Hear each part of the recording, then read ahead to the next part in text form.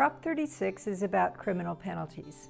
It was placed on the ballot by more than 540,000 California registered voters who signed a petition. And the question to voters is, do you want to increase penalties for certain drug and theft crimes? Felonies have more severe punishment than misdemeanors because felonies are considered more severe crimes than misdemeanors. In 2011, several sentencing reform laws were enacted that changed some theft and drug crimes from felonies to misdemeanors and released incarcerated people into parole sooner. For example, theft of less than $950 and drug possession generally became misdemeanors. Currently, it's a felony to possess cocaine, heroin, or methamphetamine and a loaded firearm, and the punishment is up to 4 years in prison. Possessing fentanyl and a loaded firearm is not a felony and is punishable by 1 year in jail.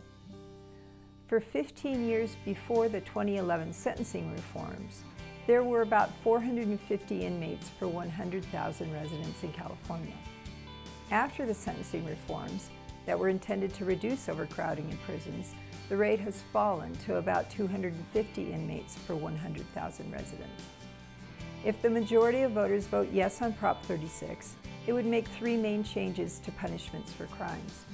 One is that punishments would increase for several crimes. Theft, regardless of the value, would be a felony for people that have 2 or more prior theft-related convictions for offenses like shoplifting, burglary, or carjacking. The maximum sentence for these crimes would increase from 6 months to 3 years in jail. Felony sentences for theft or damage of property could be lengthened by up to 3 years if 3 or more people committed the crime together. And fentanyl would be added to the list of drugs that are felonies to possess while also possessing a firearm. The second thing that Prop 36 would do is allow people who possess illegal drugs to be charged with a treatment-mandated felony, instead of a misdemeanor.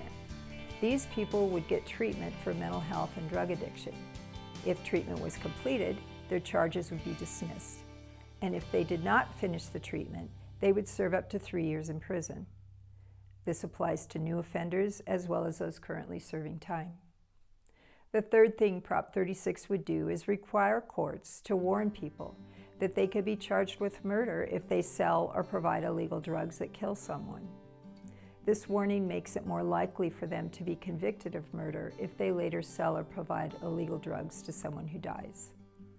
According to the Legislative Analyst's Office, which is a nonpartisan state department, criminal justice costs would increase between several tens of millions to the low hundred millions of dollars each year for two main reasons. Prison sentences would be lengthened, resulting in an increase of prison population of a few thousand people. Currently, there are 90,000 people in prison.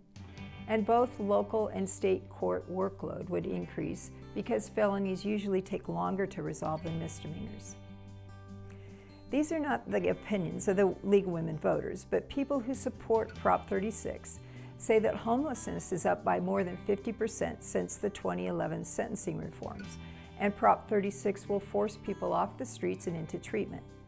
They also say Prop 36 is a good middle ground between the tough on crime days that push the prison capacity to a breaking point and the last decade of sentencing reform that created chronic retail theft, hurting our businesses, workers, and cities. Again, while not necessarily the opinion of the League, people who oppose Prop 36 say that it would reverse the state's reduction of overcrowded prisons by locking up people who don't pose a danger to society. As of September 1st, total contributions for Prop 36 were $11.5 million, including $2.5 million from Walmart, $1.5 million from Target, $1 million from Home Depot, $1 million from Taylor Fresh Foods, $620,000 from the California Business Roundtable PAC, $500,000 from In-N-Out Burger, $300,000 from 7-Eleven, and $300,000 from the California Correctional Officers Association. Total contributions against Prop 36 are $195,000, including $100,000 from the ACLU, the American Civil Liberties Union, $50,000 from Nancy Quillen, who's wife of a Netflix co-founder, and $25,000 from Stacy Schusterman, who is a daughter of an oil executive. Campaign finance can change dramatically, though, up until Election Day. Updates to campaign contributions can be seen on cal-matters.org, ballotpedia.org, and lao.ca.gov. The more money contributed to a campaign, the more agile hearings see for or against the issue. The least reliable information to base your vote on is any paid advertising. The media in general requires some effort to determine what's opinion and what's fact.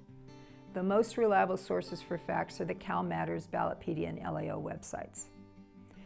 So, a yes on Prop 36 means you want to increase penalties for certain drug crimes, including classifying certain drug offenses as treatment-mandated felonies, and you want to increase sentences for repeat theft offenders. A no on Prop 36 means you want criminal penalties to remain the same.